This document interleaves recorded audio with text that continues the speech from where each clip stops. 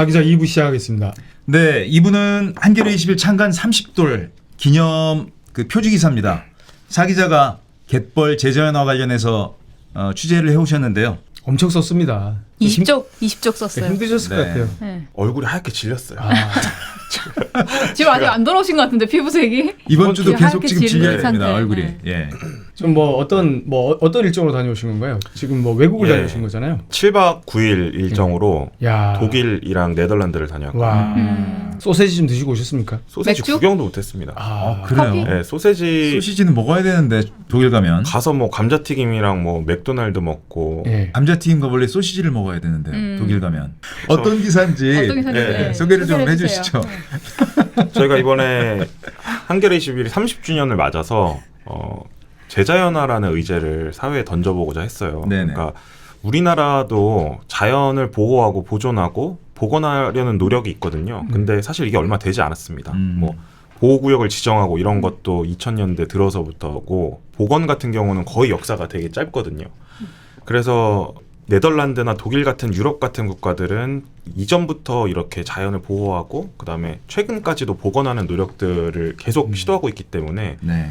도대체 우리나라랑 뭐가 다른지 네. 그냥 우리나라에서도 지금 검색하면 유럽에 대한 이야기가 많이 나오거든요. 근데 네네. 뭐 이런 모범 사례다 해서 우리나라 그냥 뭐 지자체에서 이런 거 가져와서 설명하는 정도인데 진짜 모범 사례인지 왜 모범 사례인지 이런 거를 좀 들여다보러 잠깐 가는 거죠. 근데 저희가 머리에 뭘 오늘 좀 다르게 네, 하고 써봤어요. 왔는데 네. 뭔가 귀여운 생명체들 많이 하고 왔는데 그걸 설명 안 하고 소개를 지금 좀 간 해주세요. 거예요. 그러네요. 네. 이 제 머리 위에 지금 두 개가 네. 있는데 네네. 이게 뭔지 좀 아시는 분들도 있을 거고 네. 모르시는 네. 분들도 있을 옆에 거예요. 거는 딱 알겠어요. 네. 먹을 거라서. 홍합. 뭐요? 맞습니다. 네. 예. 도요새 아닙니까 한쪽은? 맞습니다. 역시 아. 이제 아, 역시 김트리 자연 네. 전문 기자. 기자가 잘 아시는 새와 나무는 또 하나거든요. 아, 네네. 도요새가 홍합을 이렇게 먹기도 합니까? 지금 구도는 그렇게 잡아먹는 구도인데. 아니 이 붉은 발도요라는 네. 새가 이게 홍합을 먹는지까지는 제가 모르겠어요. 그 지금 네. 저기 네.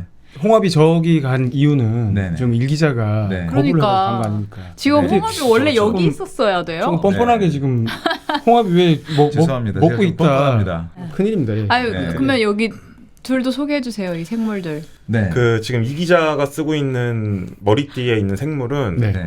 검은 머리 물대새라는 아. 새입니다. 우리 그 수락갯벌에도 오는 그 그렇죠. 우리나라에도 근데 있는 너무 새고, 예쁘게 생겼네요. 네. 이제 삼 기자는 지금 물범, 아. 물범을 이렇게 쓰고 있는데 네. 이거를 저희가 쓴 이유가 있습니다. 예. 어떤 아. 겁니까? 그걸 이제 하나씩 설명을 해드릴 텐데 네. 이제 얘기를 하면서 예. 하나씩 네. 설명해드리도록 하겠습니다. 끝까지 들으셔야지 왜 네. 썼는지 알 수 있습니다. 예. 다 관련이 있는 네. 생물들이거든요. 네. 자, 그래서 한번 그러니까 네덜란드, 네. 독일 이 두 군데 다녀오신 거죠? 네네. 우리나라 갯벌이 이제 되게 그 서해 쪽에 엄청 유명하고 이제 네. 뭐 세계 자연유산으로도 등록되기도 하고 하는데 네. 우리나라보다 먼저 유네스코 세계 자연유산에 가장 처음으로 세계에서 등록된 갯벌이 있어요. 바데네 갯벌이라고. 네. 이게 우리나라에서는 흔히 와데네라고 부르는데 네. 현지 발음으로 하면 바데네입니다. 바데네. W로 시작해가지고 W로 그렇죠. 시작하고. 와데네라고. 예. 북유럽 쪽은 W를 V로 맞습니다. 네. 발음하는 거죠. 그 바데네가 3국에 걸쳐 있어요.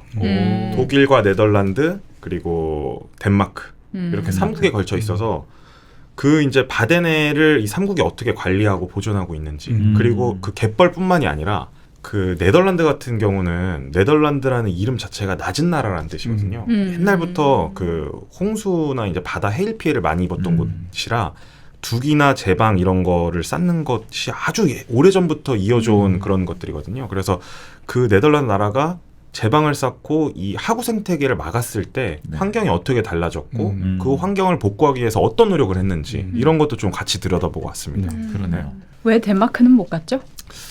덴마크가 사실 중요해요. 이게 왜냐면 나라들마다 자연을 대하는 태도가 조금씩 달라요. 네. 물론 네네. 다 소중히 여기지만 네. 예를 들면 네덜란드 같은 경우는 뚝을 허물고 그대로 둡니다.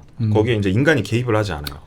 그런 식으로 자연을 돌리는 방식이 있고 독일 같은 경우는 이전부터 보존이나 보존을 잘 해왔는데 최근까지도 적극적으로 개입해서 예를 들면 그 사구 주변에 있는 나무들이 100년 가까이 된 소나무가 있는데 그게 자생종이 아니라서 다른 자생하는 뭐 참나무 같은 걸로 바꾸려는 노력들을 하고 있거든요. 네. 그런 식으로 개입을 하고 또 덴마크는 또 다른데 덴마크를 저희가 예산 때문에 못 갔어요. 그렇죠.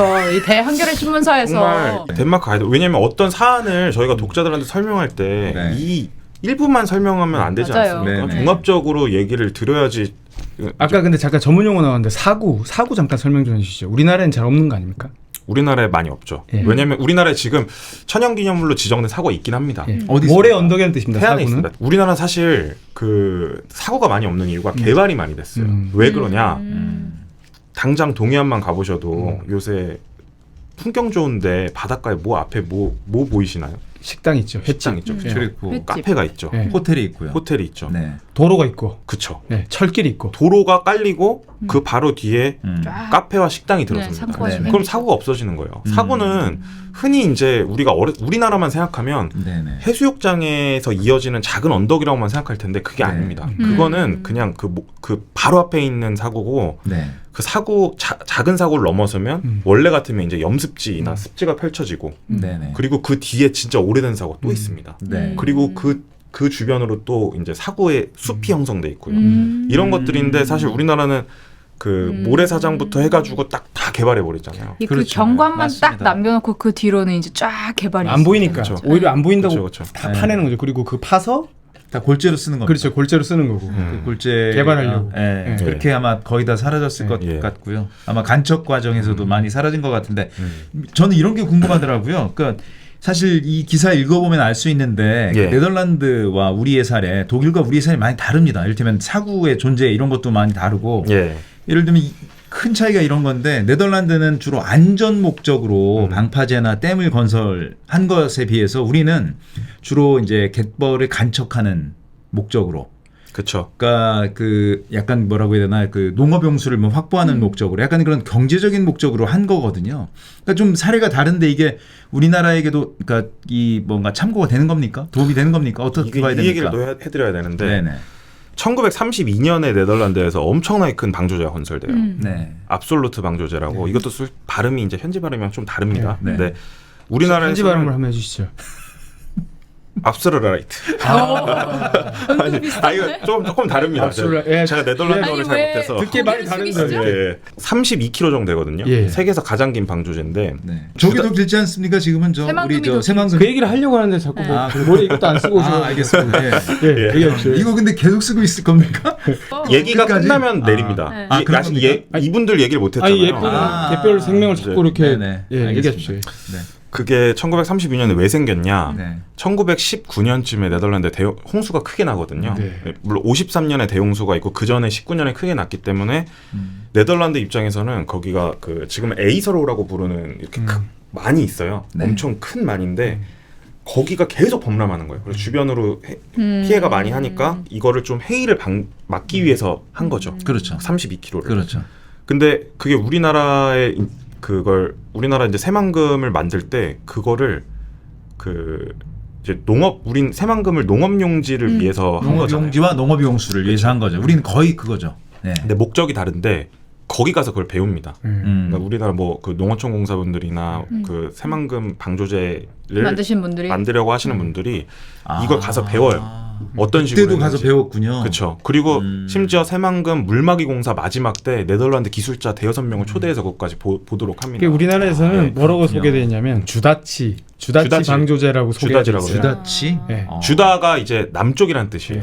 네덜란드의 그 지금 압솔루트 방조제 옆이 북해거든요. 네. 그 안쪽으로 들어온 이제 남해, 남쪽의 바다, 지가 씨라는 뜻이거든요. 그래서 주다지 방조제라고 소개된 거죠. 우리. 그러니까 목적은 달라도 음. 이 원산지로부터 우리가 기술과 유사하게 아니 근데 좀 배워왔다고 다르죠. 볼수 이거 있을까요? 만이고 예. 원래 뭐 자연 어떤 방조제가 만들어져 있던 곳인데 해일 때문에 무너져서 다시 만든 거고 우리는 네. 망망대해에다 그냥 이렇게 그렇게 그렇죠. 건설한 거잖아요. 다리를 그러니까. 놓고 건물을 놓고 그냥 쫙 놓은 네. 거니까 그렇죠. 좀 다르죠. 목적도 다르지만 목적도 다르고, 그러니까 우리는 그냥 세계에서 가장 긴 방조제라는 결과물만 가지고 온 거예요. 그래서 우리가 이거보다 좀 더 길게 만들었다. 34km 정도 되거든요. 새만금 방조제가. 세상에. 세계에서 가장 긴 방조제라고 이렇게 광고를 하죠. 정부에서. 우리는 욕심이 들어간 방조제고 K 거기는 좀 방조제는. 뭔가 그렇죠. 조금 근데 아셔야 될 게 물론 네덜란드도 그걸 만들고 나서 간척은 해요. 근데 그게 간척이 목적이 아니었다는 거죠. 그러니까 애초에 안전을 위해서 만든 거고 그 이후에 이제 간척도 하지만 그 자체가 주목적인 간척이 아니었다. 그러니까 우리가 이제 그거를 우리는 간척을 위해 농업 용지와 농업 용수를 위해서 그걸 가져온 거죠. 그 복원된 현장에 뭐 이렇게 뭐랄까 가보니까 어떠셨어요? 네, 그래서 제 머리에 있는 것부터 먼저 얘기해야 될 것 같은데 이쪽 네. 이제 새가 네. 붉은 발도요라는 새입니다. 네네. 이 새가 라틴어로 혹시 이름을 아시는지 잘 모르겠습니다.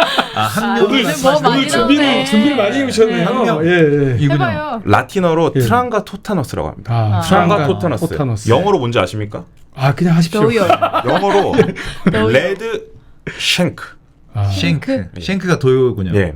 네덜란드에서 그 제자연화 프로젝트를 91년부터 14년까지 하거든요. 이게 여의도 면적 한 3배가 넘는 그 정도 되는 크기인데 네. 그 계획을 붉은 발 도요 계획이라고 불러요. 어. 왜 붉은 발 도요냐? 얘를 살리려고? 그쪽에 이제 오스터스켈트라는 이제 해거든요. 거기가 네. 라인강이랑 그 이제 네덜란드에는 유럽에서 그 중심지에서 시작된 강들이 쭉 내려온 하구가 있어요. 그 그렇겠죠. 제일란트 엘베강도 있고. 예, 네. 네덜란드 이제 라인강. 최남단의 이제 주인데 거기에 이제 강들이 하구가 많이 있다 보니까 그 이제 방조제도 되게 많았어요. 근데 그쪽에 가장 남쪽 지역인 이제 오스터스켈드 해가 있는 지역을 그 네덜란드에서 제자연화 프로젝트를 하려고 하는데 거기 이제 붉은 발도요가 우는 울음소리가 그 울음소리를 따서 이 계획을 플랜 투어루라고 하거든요. 근데 이게 이 새가 투어루를 운다고 해가지고 그 투어루라고 한 거예요. 그래요. 그래서 이제 이 붉은 발 도요가 있는 곳인데 저희가 근데 갔을 때가 사실 시기가 많이 안 좋았습니다. 네. 이게 겨울에 갔기 때문에 네. 아쉽다. 뭐 염습진의 염생식물이라든지 네. 그 동식물들을 많이 관찰하기 어려웠어요. 그래서 붉은 발 도요는 사실 관찰 못했습니다. 아, 네. 그래요. 근데 이 지금 이 기자 머리 위에 있는 검은 머리 물대새는 네. 관찰했어요. 이거는 이제 그 오스터스켈드 해 제가 아까 말씀드렸잖아요. 거기 이제 방조제를 만들었는데 거기가 1970년대에 정부에서 만들려고 합니다. 근데 환경단체랑 주민들이 갑자기 이제 반대를 하기 시작해요. 왜 반대하냐? 거기 방조제를 만들면 이 하구 생태계가 파괴된다. 그렇죠. 네네. 왜냐하면 해수 유통이 단절되지 않겠습니까? 그래서 반대를 하니까 정부가 계획을 바꿔요. 설계 자체를 바꿔서 공사비를 3배 들여가지고 24시간 해수 유통이 되도록 만들어요. 그러니까 평상시엔 다 열어놓고 네. 해일이 올 때만 막겠다. 그런 식으로 해가지고 좀 생태계를 애초부터 설계를 생태계를 위한 야. 방식으로 한 거죠. 우리나라는 왜 그런 건 벤치마킹 안 합니까? 우리나라에서도 일부 하고 있죠. 이를테면 아니, 뭐 낙동강 하구 같은 데서 하고 있는데, 그러니까 궁금한 게 그 방식은 어떻습니까? 거기 보면 그 해수 터널도 있고, 개폐식 뭐 이런 방법도 있고, 완전히 이렇게 철거하거나 허문 그런 사례는 없습니까? 어떤 사례들입니까 주로? 뭐 다 경우가 다르겠지만. 예, 주로는 네. 그러니까 아까 방금 말씀드렸던 오스터스켈드 해 같은 경우는 정말 특이하게 설계부터 생태계를 고려한 그 댐이고 네. 나머지 댐이나 방조제들은 그냥 일단 안전을 위해서 지었어요. 왜냐면 그게 1950년대 후반부터 짓기 시작하거든요. 네네. 1953년에 네덜란드 제일란트주에 대홍수가 나서 1853명이 죽었습니다. 엄청나게 죽어가지고 이거는 우리가 일단 살아야지 같이 자연도 공존을 할 거 아니에요. 그래서 막기 시작했는데 일단 막다 보니까 그게 이제 해수 유통이 안 되는 곳들이 나오기 시작한 거죠. 네. 그래서 이제 네덜란드에서는 중간에 그 댐 중간에 터널을 뚫어서 유통을 하기도 하고 아까 말씀드렸던 오스터스켈드처럼 애초부터 24시간 동안 유통하기도 하고 근데 그것도 애초부터 그 해수 유통이 되도록 만든 것도 결국은 자연에 굉장히 오염이 됐다. 그쵸. 그런 거 아닙니까? 맞습니다. 이게 네. 참 얘기할 게 너무 많은데 네. 우리가 이제 생각을 하면 24시간 유통시켰어. 그럼 네. 진짜 생태계 최고다. 이거보다 더 좋은 건 없다라고 아니죠. 하겠지만 네. 그건 네. 아닙니다. 같은데. 왜냐하면 그게 아무리 열어놓는다고 해도 기둥이 있고 그렇죠. 그게 물의 흐름이 맞기 때문에 어떤 일이 일어나냐면 그 바로 안쪽만에 이 붉은 발도요가 쉬는 작은 모래톱 섬이 있어요. 네. 이건 자연적으로 그게- 침식과 네. 퇴적을 거쳐서 만들어진 모래톱인데 그게 없어지는 어떻게 됩니까? 점점 유실되기 시작해요. 침식이 되는군요. 예. 왜냐면 그 그러니까 기둥이 들어가면 물살이 좁아지잖아요. 더 그러니까 세지겠죠. 이제 굉장히 세지니까 거기가 맞습니다. 계속 깎이는 거죠. 계속 깎이죠. 네. 그래서 근데 네덜란드는 그걸 그냥 두지 않습니다. 그게 돈이 엄청 많이 드는데 바지선 같은 걸 동원해서 계속 모래를 쏟아부어요. 네. 정말. 애초에 안 만들었으면 되는 거를. 그쵸. 네. 근데 안 만들었으면 안 만들면- 되는데 안 만들면 안전의 만들 수는 문제가 없습니다. 있었겠죠. 지금 방금 아까 홍수 네. 피해가 있었으니까. 일기자도 아예 허문 곳은 없냐고 했는데 가장 외쪽에 그런 곳은 허물 수가 없어요. 그건 허물 수가 없는데 말씀하신 것처럼 허문 데가 있습니다. 그러니까 아주 오래전에 100년 전에 만들어진 그 그 마을 앞에 있는 방조제 같은 거는 작은 방조제겠죠. 작은 방조제는 방조제겠죠. 허물고 예를 들면 헤일이 와서 제가 갔던 곳 중에 중간이 부서진 곳이 있었어요. 그게 1953년 홍수가 왔을 때 부서진 곳인데 그 이후로 건들지 않았습니다. 거기 그냥 그대로 냅두니까 거기에 자연스럽게 갯벌이 들어오고 이제 식물도 자라기 시작하는 거죠. 근데 이제 그 외측에 가장 좀 해일을 직접적으로 막아야 되는 곳은 네. 허물지는 못하고 최대한 허물지 않는 상태에서 어떻게 자연을 더 복원하고 보존해야 될까를 고민을 하고 있는 거죠. 제 머리 위에 있는 것도 좀 설명해 주실 수 있나요? 그러니까 이 얘기하려면 지금 바덴의 그 삼국에 대한 협의를 얘기해야 될 것 같은데 네덜란드 방금 말씀드렸던 곳은 네덜란드 가장 최남단의 제자연화 프로젝트가 진행된 곳입니다. 이건 네덜란드만 알아서 한 거고 네덜란드 북부부터 덴마크에 이르기까지 바데네를 공유하고 있는 곳에서는 공동 사무국이라는 곳이 있거든요. 여기서 한 이제 1980년대부터 삼국이 모여서 우리가 어떻게 하면 이 바데네를 잘 가꿀 수 있을지를 얘기를 하기 시작합니다. 그때부터 이제 모니터링을 하고 그 물범 같은 거를 보호하기 시작하는데 이제 물범을 낚시를 금지한다던가 뭐 이런 거를 실질적으로 해서 지금 거의 3만 마리 정도 가까이 되거든요. 그러니까 이게 그 가장 그 눈에 띄게 늘어난 개체 중에 하나예요, 물범이. 바데네 지역을 보호하기 시작하면서. 정말 어렵죠. 왜냐하면 이렇게 큰 생명체는 뭐 최상위 포식자이기도 하고 생태계를 굉장히 지표종이거든요. 이게 많이 늘어났다고 하는 것은 그만큼 그렇죠. 생물 다양성이 늘어난 거고 생태계가 살만해졌다. 그렇죠. 이런 의미인데 그게 3만 마리까지 늘어났다는 건 너무 박수 한번 치고 싶습니다. 저는. 박수 한번 치시죠. 근데 이 바데네 사무국이 우리 같으면 그냥 뭐 적당히 이렇게 삼국 모여가지고 협의하는 데 아니야라고 저도 솔직히 그 정도로 생각했거든요. 네. 근데 여기서 하고 있는 역할이 굉장히 많더라고요. 그러니까 실질적인 역할을 하고 있다는 거죠. 실질적인 역할을 하는데 여기가 이제 사무실이 한 10명, 11명 정도 있어요. 근데 이분들이 뭐 다 직접 나가서 조사를 한다기보다는 네. 삼국의 어떤 이렇게 인재 풀 같은 걸 만드는 거죠. 삼국의 학자들을 모아가지고 이 조사를 맡기고 이 조사를 맡기고 하는데 그 조사가 30여 가지 정도입니다. 분류가. 그러니까 네. 크게 하면 6개 분류인데 예를 들면 뭐 인간 활동, 그럼 인간 활동 중에 관광, 그다음에 뭐 사람 사는 곳, 뭐 이런 식으로 나누고, 네. 그다음에 뭐 이렇게 식생이라고 하면 염습지, 뭐 이렇게 해서 이 분류가 30여 가지라는데 각각의 분류마다 5, 6년에 한 번씩 보고서를 내요. 근데 그 보고서를 만드는데 각 세국의 연구자들 최소한 10명 정도가 참여를 합니다. 네네. 그래서 엄청 자세하게 연구를 하고 막 거의 한 수백 페이지 되는 정도 보고서를 계속 주기적으로 내놓는 거죠. 네. 가장 최근에 나온 보고서가 기후변화 관련 보고서예요. 네. 근데 저는 제가 생각하기에는 이게 기후변화에 따라서 바덴을 어떻게 보존할 것인가라는 보고서인 줄 알았는데 이거를 모니터링을 정말 정밀하게 하다 보니까 이 갯벌을 통해서도 기후변화가 어떻게 됐는지를 알 수 있는 거예요. 갯벌을 통해서 기후변화를 측정하고 그 측정에 따라서 우리가 갯벌을 어떻게 보존해야 될지 또 그걸 세우는 거죠. 그러니까 근데 저는 이 예. 말씀 쭉 들으면서 이제 약간 처음에 질문이 빠졌다는 생각이 드는데 그 현지에서는 네. 누구에 의해서 이 갯벌 또는 모래를 복원해야 한다, 바닷가를 복원해야 한다는 그 목소리가 나오기 시작했습니까? 이를테면 우리나라에선 주로 환경단체에서 이게 예. 시작이 됐거나 어민들에 의해서 시작이 됐거든요. 대부분 네. 우리나라에서는. 네. 거기는 어떻게 시작된 겁니까? 왜 이걸 해야 된다고 요구한 겁니까? 유럽도 환경단체나 이제 시민들의 요구가 있었어요. 네. 그러니까 네덜란드 같은 경우도 가장 먼저 그걸 문제 제기했던 게 환경단체들이 지역 어민들과 합세해서 딱 막아서기 그렇게 됐군요. 시작했거든요. 독일 같은 경우도 환경단체 NGO들의 힘이 상당히 큽니다. 네. 우리나라랑은 좀 다르더라고요. 그러니까 직접적 힘이 크다는 게 단순히 뭐 목소리만 크게 낸다는 게 아니라 어떤 자연을 보존하고 하는데 그 직접적으로 참여해요. 그래서 아까 말씀드렸던 와덴의 그 사무국만 하더라도 네. 환경단체가 무조건 참여하도록 돼 있어요. 각 세국의 대표 환경단체가. 네네네. 그리고 그 독일의 경우는 좀 환경단체들이 소송도 되게 많이 하거든요. 거기는 지금 그 녹색당이 3당입니다. 세 번째 당입니다. 독일은. 예, 그래서 정치적으로도. 강할 수밖에 없죠. 네.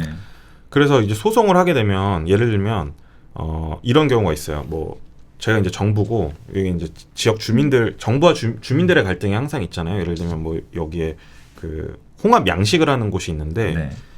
홍합 양식에 대해서 이 둘만 합의를 해서 만약에 이제 합의를 했어요. 뭐 그래 너네 지금 하는 것 정도만 해라고 합의를 했는데 네.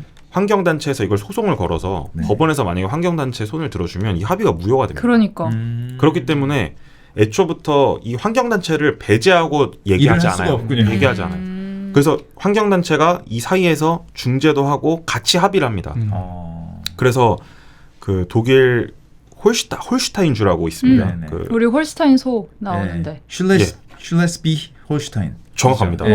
어떻게 가보셨어요, 기자? 그냥 예. 들었습니다. 예, 슐레스비 홀스타인주가 독일에서 가장 먼저 국립공원으로 지정된 곳이에요. 거기 갯벌이. 근데 거기서 홍합 양식을 하는 분들이 있었거든요. 근데 그게 환경단체에서는 홍합 양식이나 어업 같은 것들이 생태계를 좀 파괴하는 일이다라고 네. 계속 주장을 했고 네. 그거에 대해 소송도 겁니다. 그러다가 이제 정부에서는 아무것도 안 하고 있으니까 그거를 이제 적극적으로 해서 합의를 하는데 2015년도에 그 홍합 양식을 한 300헥타르 정도 줄이는데 합의해요. 그게 이제 합의가 된 거죠. 그 주민이 네. 합의를 해줬어요? 합의를 했습니다. 근데 그 주민이 왜 합의를 했느냐 이것도 궁금하잖아요. 근데 그거는 자연을 보존하고 보호하는 것에 대해서 어떤 가치가 있는지 정부가 정말 세세하게 설명을 합니다. 근데 어떻게 설명을 하느냐? 예를 들면 방금 말씀드렸듯이 홀슈타인주의 갯벌이 1985년도에 독일에서 가장 먼저 국립공원으로 지정됐는데 네. 그러고 나서 독일에서 학자들이 엄청 몇십 명이 모여서 11년 동안 연구를 해요. 이거를 국립공원으로 지정하고 보호했을 때 이 생태계가 어떻게 달라지고 그리고 이 생태계가 달라짐으로 인해서 그 주민들한테 어떤 경제적 이익하고 그 어업을 조금 더 줄이는 대신 관광으로 이렇게 하면서 어떤 식으로 더 이익을 얻을 수 있느냐. 단순히 자연 보존 생태계만 얘기하는 게 아니라 경제적인 것도 같이 조사해서 해서 그거를 보고서를 설명하네요. 내고 설득을 합니다. 그러니까 이제 주민들이 받아들이는 거예요. 근데 또 하나 이제 궁금한 건 그런 건데 이런 일을 우리나라에서는 지금 정부가 바뀌면 민주당 정부냐 국힘 정부냐에 따라서 방향이 바뀌는 거예요. 예. 그래서 꾸준히 이걸 추진할 수가 없거든요. 갯벌 보건 뭐 이런 문제 그렇죠. 또는 하천 보건도 마찬가지고요. 그쪽에서는 그 집권당이 바뀔 것 아닙니까? 그쪽도 아무리 뭐 진보적이어도 그런 경우에 어떻게 이게 유지가 될 수 있습니까? 그러니까 물론 그 거기도 우리나라처럼 이렇게 바뀔 때마다 네. 그 정책에 좀 변화가 있군요. 변화는 있다고는 해요. 네. 근데 그게 그 시민단체 제가 이제 WWF라고 세계 자연기금의 네. 바덴의 소장님을 만났는데 그분이 그런 이야기를 하시더라고요. 그러니까 환경단체만 얘기하는 게 아니라 환경단체에 가입돼 있지 않은 일반 시민들이 자연에 대한 관심이 많고 인식이 높기 때문에 결국 그 사람들의 눈치를 볼 수밖에 없다는 거죠. 그러니까 예를 들면 우리나라 같은 경우는 환경단체에서만 계속 주장을 하면 정부에서 무시해버리면 그만이지만 그렇죠. 환경단체뿐만이 아니라 모든 사람들이 같이 이야기하고 관심을 갖기 때문에 그거를 무시해서는 결국엔 거기도 투표를 받지 못한다는 거죠. 유권자들에게. 네. 우리가 이제 표지 이야기에서 좀 던진 의제가 사실은 이 우리가 쓴 제목이 이거 같아요. 정답은 없다 해보는 수밖에. 예. 말씀하신 것처럼 자연에 대해서 뭐 인간이 마음대로 할 수 있다. 뭐 이건 약간 굉장히 좀 저급한 인식이죠. 그런 인식인데 그것을 넘어서서 뭐 이렇게 하면 될 거야. 이렇게 하면 자연이 복원될 거야. 그게 아니라 이렇게 일단 해봐서 배워가자. 그렇죠. 좀 더 좀 성숙한 모습 같아가지고 이번에 그 30주년에서 이 재자연화 처음에 이걸 좀 말씀하고 넘어가려고 했는데 이걸 좀 설명 좀 해주시죠. 그러니까 이 어떤 우리가 그러니까 우리나라에서 사실 뭐 개발지상주의가 우리는 좀 굉장히 팽배 있잖아요. 그렇죠. 이런 상황에서 사실은 앞으로도 계속 이렇게 살 것인가? 네. 대규모 난개발 사실은 뭐 그린벨트도 지금 다 푼다 그러고 뭐 맞습니다. 산에다가 온갖 산에다 다 저기 케이블카 내고. 놓는다 네. 그러고 무슨 뭐 저기 한 2시간밖에 안 걸리는데도 공항을 몇 군데다 지금 만든다는 거 아닙니까? 군사보호 구역도 지금 푼다고 네. 합니다. 그렇죠. 이런 상황에서 사실은 정말 아주 그러니까 어렵게 얻은 교훈으로 지금 한 발 한 발 반발 나가는 그런 와덴에 보시면서 어떤 느낌이 들었나 그런 그러니까 부분. 저는 그런 거예요. 그러니까 이게 아까 그 압솔루트 방조제를 말씀드렸잖아요. 그러니까 우리나라도 지금 노력을 아예 안 하는 건 아닌데 그거를 그냥 예전처럼 이런 제일 긴 방조제라는 결과만 띡 가져와서 이렇게 해야 될 건 아니고 우리가 어떻게 보면은 이전부터 계속 유럽은 쌓아온 그런 것들이 있어요. 그러니까 이 선순환 구조가 있거든요. 어렸을 때부터 제가 뭐 다 말씀드리진 못하겠지만 교육이나 이런 것들도 자연에 대한 교육이 우리나라랑 다르고 이런 것들이 쌓여서 시민단체 힘도 강해지고 그게 다시 선순환 구조로 돌아와서 정부에 압박할 수 있고 이런 것들이 기반이 마련이 돼 있어요. 근데 핵심은 거기도 정답은 없다는 거예요. 그렇죠. 왜냐하면 제가 가서 현지에서 가장 많이 들은 말 중에 하나가 우리 doing by running이다. 제가 그래서 이거 그래서 그럼 이거 어떻게 됐어? 거기도 영어를 씁니까? 영어로 얘기를 했죠. 아, 영어로 네덜란드는 영어를 좀 많이 합니다. 네덜란드 말로 어떻게 해요? 아니 그건 그래서 잘 조직 바이 모르겠어요. 러닝 진짜. 잠깐 또 말씀드리자면 네덜란드가 또 독일 말 또 잘 쓰긴 하는데 네. 안 쓰려고 하더라고요. 아, 그또 어떤 더치라고 따로 있죠. 예. 왜냐면 또 우리나라가 이 일본을 생각하는 것처럼 아. 거기 또 이제 거기 세계 전쟁도 있었기 때문에 그럴 수 있겠네요. 뭐 그런 것도 있는데 어쨌든 doing by running 하면서 배운다는 거죠. 그러니까 제가 그 러닝 처음 바이 두잉 아닙니까? 러닝 바이 doing이네요. doing이죠. 아, 러닝 바이 그래요? 두잉이죠.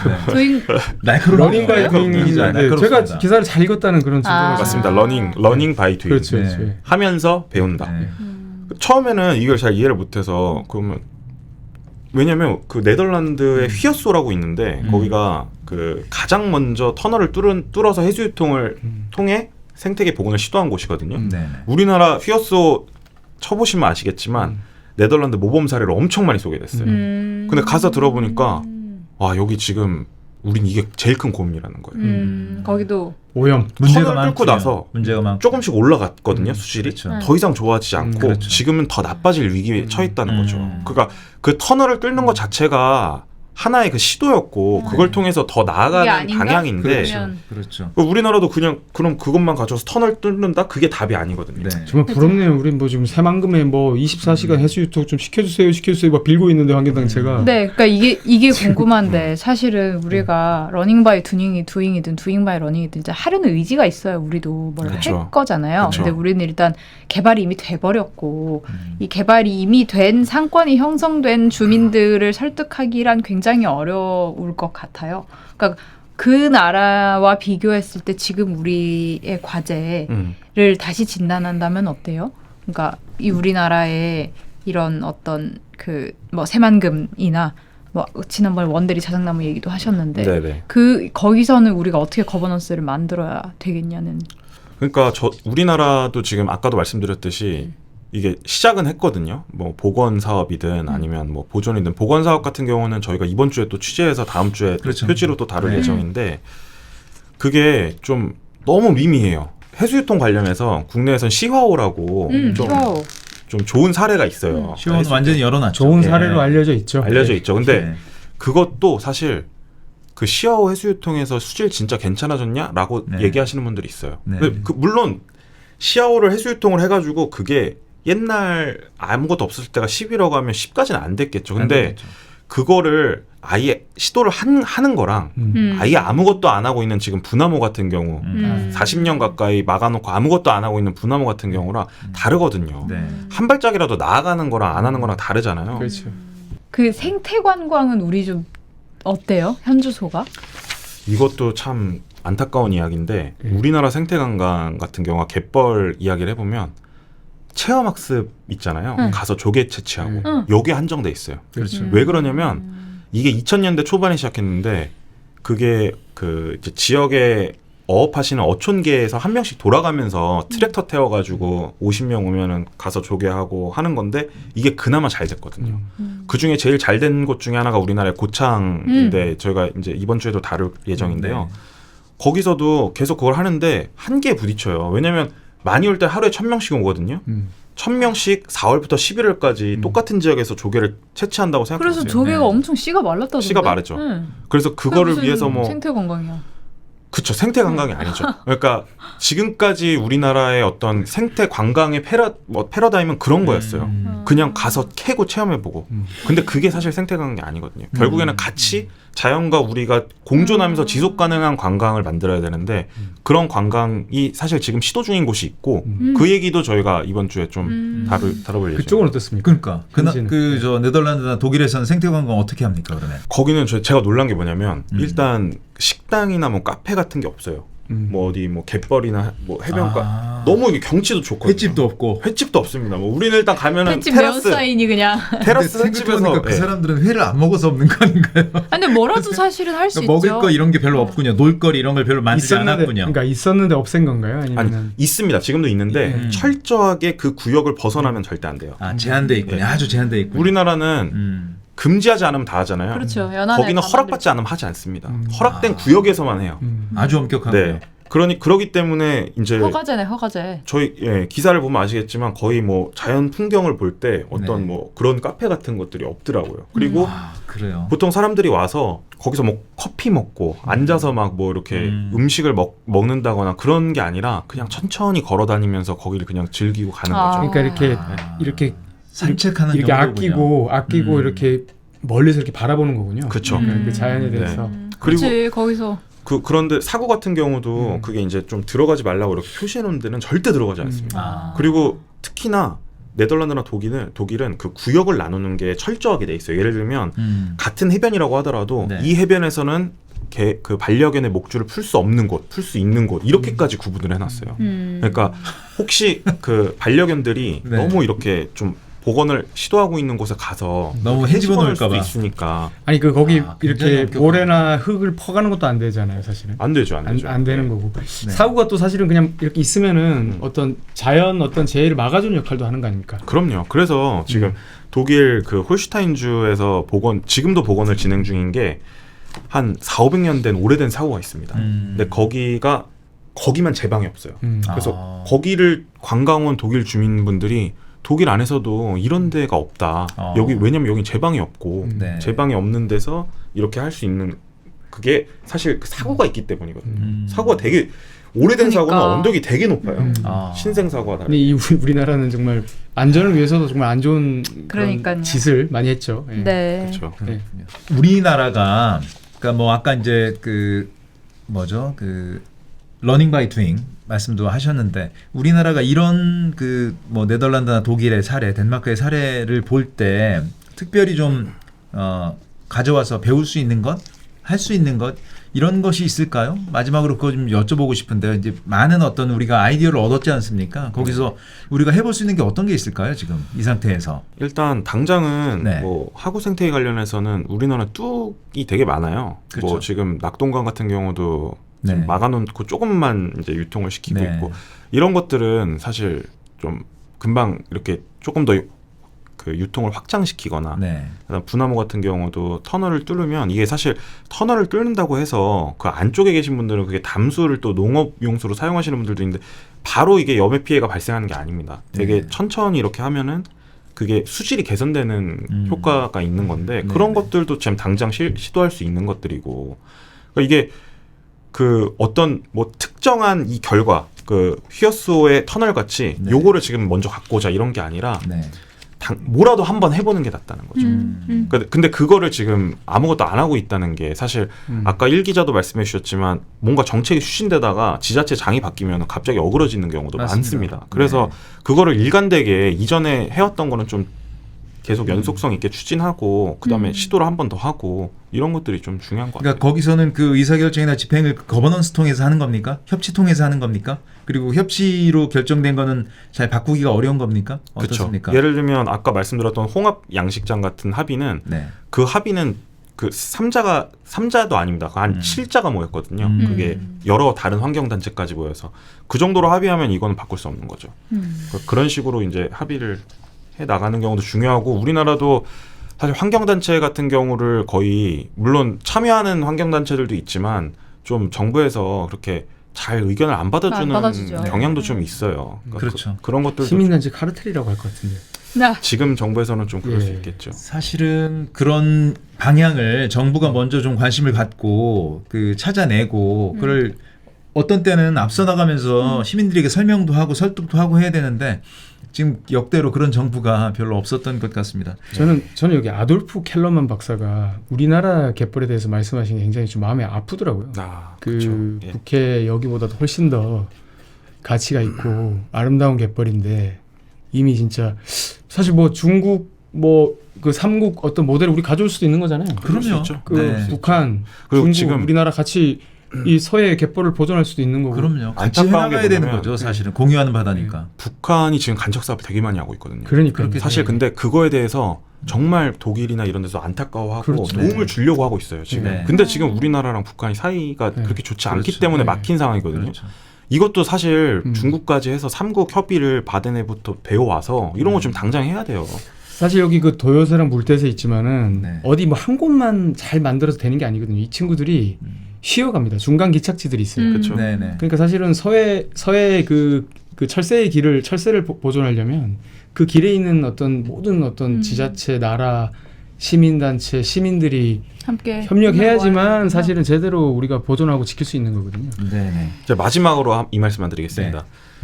우리나라에서 갯벌 뭐 정부가 한 우리나라 갯벌 종이 세계에서 가장 다양하다, 막 770종이다 이러거든요. 예. 그래서 저는 좀 의심을 했어요. 네. 그냥 너무 과대한 거 아닌가. 그래서 가서 좀 물어봤어요. 독일의 아돌프 켈러만 박사를 비롯해서 물어보니까 그거 진짜 맞다고. 왜냐면 바덴에는 한 440여 종이거든요. 뭐 우리가 거의 2배인데 그쵸. 네. 이렇게 다루는 거예요. 그니까요. 그러니까 정말 한국의 갯벌 아름답고 독일에서 만난 관광객들이 중에 한 명이 한국에 갯벌을 갔다 왔다는 거예요. 네. 정말 부럽다고. 네. 독일의 갯벌에는 낙지 같은 게 없대요. 그리고 거기는 이제 거의 지평선이지만 우리나라는 갯벌 앞에 산이 있고 이러니까 그렇죠. 너무 멋있고 아름다운 네. 갯벌인데 그렇죠. 아돌프 켈러만 박사님 그렇게 안타까워. 그걸 막 간척을 하고 공항을 놓는다고 하니 정말 그러니까 정말 그러니까 이거 우리가 가진 거를 지금 소중히 여기고 네. 정말 대단한 걸 가지고 있다라는 네. 걸 알고 맞습니다. 그거를 지키려는 노력을 더 해야 됩니다. 지금. 우리 이제 아마- 갯벌 강국이라 불러야 되겠네. 아니 실제로 그렇습니다. 우리가 지금 그 세계 자연유산에 5대 갯벌이 들어가 있고 그 규모는 아마 전 세계에서 거의 탑일 겁니다. 근데 우리가 그 가치를 모르는 거죠. 그쵸. 그래서 그걸 농토로 만들겠다, 도시를 개발하겠다 이러는 건데요. 우리가 자연과 함께 살아가는 것이고 사실은 갯벌이 우리한테 어마어마한 것들을 줘왔지 않습니까? 이제 다시 한번 우리가 갯벌과 함께 살아가고 강하구와 함께 살아가고 이렇게 함께 살아가기를 좀 고민해봤으면 좋겠습니다. 예. 다음 주에도 우리가 이 갯벌 문제는 국내 편으로 다시 좀 다뤄볼 텐데요. 다음 주에 또 더 자세한 이야기 나눠보고요. 오늘 2부는 이것으로 마치겠습니다. 오늘 말씀 잘 들었습니다. 고맙습니다. 네, 내일의 20일 시작하겠습니다. 이번 주에 사기자가 굉장히 특별한 그 창간 라이브 방송을 하죠. 네, 이제 이번 주 토요일 저희 계속 아마 최근에 방송하면서 말씀드렸는데요. 이번 주 네. 토요일 벌써 다 왔어요. 그러네요. 3월 16일 한겨레 신문사 3층 청아몰에서요.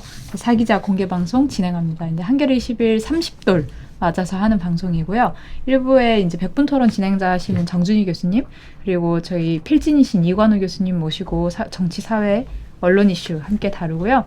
2부는 이제 이동희 서울환경연합 사무처장님, MZ세대로서 굉장히 환경 캠페인 샛별 이끌고 같은 계시고요. 분이죠. 네. 이 글쓰기의 최전선을 쓰신 은유 작가님 함께 모시고 우리 곁의 생태 환경 이슈에 대해서 같이 이야기 나눠보는 시간 가질 예정입니다. 3부에는 독자와의 만남 시간 준비되어 있으니 많이 관심 부탁드립니다. 참가 신청 아직 받고 있나요? 예, 받고 있죠. 전날까지, 당일까지 받겠습니다. 몇 명이나 신청했죠? 비밀이에요. 아, 많아요. 좀 긴장이 되더라고요. 네. 저희가 이제 이렇게 녹화할 때 네네. 이 스튜디오에서만 하다 보니까 네네. 이제 공개적으로 이렇게 많은 독자분들 앞에서 하는 건 처음이잖아요. 그렇죠. 독자분들 말씀도 좀 많이 들어보고 싶어요. 사실 저희 그렇죠. 방송 어떻게 생각하시는지 중간중간에 좀 한번 여쭤볼 그런 계획도 있는 거죠. 네. 그 이제 공개 방송하고 관계없이 이제 한겨레 21은 계속 이렇게 갯벌 이슈 또 이 재자연화 이야기 나눌 거고요. 2호도 아주 두툼하게 준비되어 있죠? 자 기자? 네, 저희가 이제 창간 기념 특대 1호로 해외 사례를 정말 자세하게 이제 기사로 담았는데요. 지금 이번 주에 또 국내 사례를 1기자, 2기자 그리고 제가 같이 취재를 3기자 하고 제외 있습니다. 전원. 그러니까요. 성 기자 어디 갔었습니까? 3기자는 또 엄청 거대한 저도 계획을 준비하고 있죠. 제거 하고 성 기자는 농담입니다. 군인을 취재했죠. 군인을. 네, 베트남 어쨌든. 전쟁 관련해서 네. 좋은 네. 취재했습니다. 예. 사기자 공개 방송 그리고 이번 주 한겨레 20일 잘 준비해서 다음 주에 아마 그 공개 방송을 녹화를 해서 그거를 아마 다음 주에 여러분께 보여드릴 것 같은데요. 다음 주도 또 기대해 주십시오. 네, 고맙습니다. 네, 오늘 저희가 준비한 이야기는 여기까지입니다. 잠시만요. 중요한 이야기가 빠졌습니다. 네, 우주 최강의 시사주간지 세상을 바라보는 든든한 벗 한겨레 21을 만나는 가장 쉽고 빠른 방법을 소개합니다. 바로 한겨레 21 정기 구독인데요. 교양과 시사로 꽉 채운 한겨레 21을 원하는 장소에서 가장 편하게 먼저 받아보실 수 있습니다. 지금 1566-9595로 전화 주시거나 더보기란의 링크를 클릭해주세요. 프로그램에 대한 시청 소감, 질문, 제보 다양하게 받고 있습니다. 영상 댓글이나 화면 아래 메일 주소로 의견 남겨주시면 적극 반영하겠습니다. 네, 저희는 이번 주 열심히 준비해서 다음 주에 더 알찬 소식으로 찾아뵙겠습니다. 주말에 나오는 한겨레 21도 잘 읽어주시고요. 1, 2, 3. 4. 사기자와 사기자. 사기자.